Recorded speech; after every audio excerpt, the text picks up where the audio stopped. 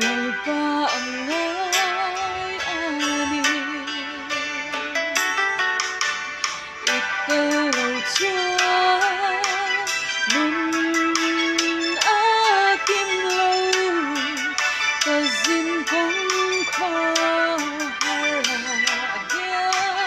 anh say nên lâu răn Eldorado anh ngay chuyện anh hiểu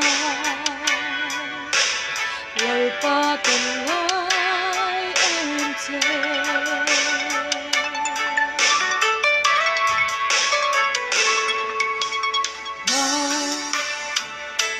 rất hay tóc hiền tu ang ai anh đi ô cái xin nun hiền lời ba ang ai anh đi ikaw lâu chúa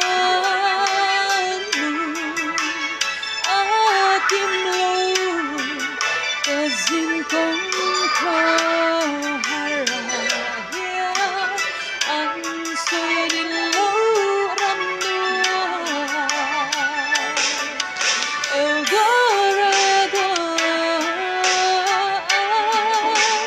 Ngay chi